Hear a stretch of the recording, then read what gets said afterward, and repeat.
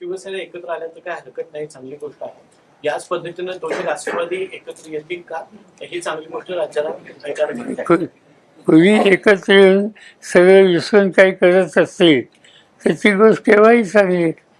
जर भावांच्यात मतभेद असले ते मतभेद विसरून पुन्हा जीवाभावाने त्यांनी काम करायचं ठरवलं तर त्याबद्दल नाराज व्हायचं काही कारण नाही. काका पुतण्यांच्यात मतभेद असतील ते सोडून एकत्र या, असं प्रश्न.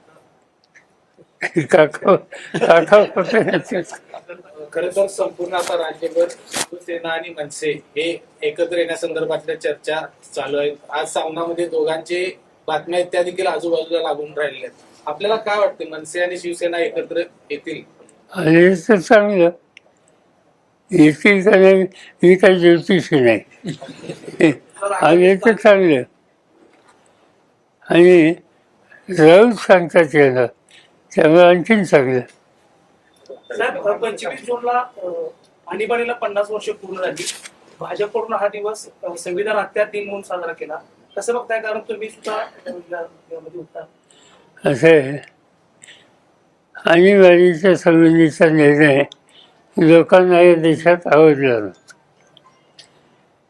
हे लक्षात आल्याच्या नंतर हा निर्णय घेतला कोणी? इंदिरा गांधींनी.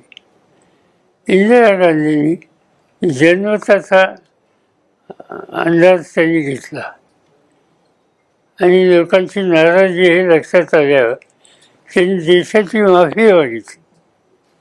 आणि त्यांनी देशाची माफी मागितल्याच्या नंतर 3 महिन्यांनी निवडणूक आली. जनता पक्ष सत्तेत होता, आणीबाणीला विरोध करणारे. पण 1 वर्षाच्या आत त्यांचं सरकार गेलं, निवडणुका आल्या, लोकांनी इंदिरा गांधीला 5 वर्षासाठी निवडून दिल्या. पुढे हत्या झाली, भाग सोडा, पण लोकांचा निर्णय काय होता. आणि त्यामुळे आज भाजपवाले हे जे करतात टीका टिप्पणी, याला काही अर्थ नाही. त्यांनी हे बघावं की इंदिरा गांधींनी माफी मागितली का नाही, 1. आणि 2, देशातल्या जनतेनं इंदिरा गांधींच्या हातात पुन्हा सत्ता दिली का नाही, ह्याचाही स्मरण करा. साहेब, आज देशामध्ये राज्यात सुद्धा एक बहुमताचं सरकार आहे.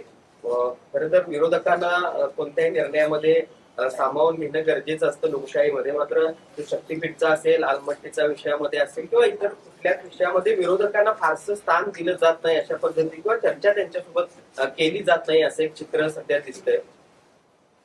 असं आहे की ज्यांच्या हातात सत्ता आहे त्यांची एक विचारधारा आहे आणि ती विचारधारा लोकशाहीला फार पूरक आहे असं दिसत नाही, ह्याचीही लक्षणं आहेत. राजकारणामध्ये आणि संसदीय लोकशाहीमध्ये सुसंवाद ही अत्यंत महत्त्वाची गोष्ट आहे. डायलॉग, आता डायलॉगच करायचा नाही ही भूमिका जरी घेतली तर काही तक्रार करता येत नाही. त्यांच्या हातात सत्ता आहे, बहुमत आहे, योग्य वेळी या संबंधीची भूमिका लोकांच्या सोबत मांडावी. साहेब, आता आपण म्हणालात की काही वेळापूर्वी म्हणालात की दोन्ही शिवसेना एकत्र आल्याचं काय हरकत नाही, चांगली गोष्ट आहे. याच पद्धतीनं दोन्ही राष्ट्रवादी एकत्र येतील का, ही चांगली गोष्ट राज्याला ऐकायला मिळते. कोणी एकत्र येऊन सगळं विसरून काही करत असतील तर ती गोष्ट केव्हाही चांगली. जर भावांच्यात मतभेद असले ते मतभेद विसरून पुन्हा जीवाभावाने त्यांनी काम करायचं ठरवलं तर त्याबद्दल नाराज व्हायचं काही कारण नाही. काका पुतण्यांच्यात मतभेद असतील ते सोडून एकत्र या, असं प्रश्न. काका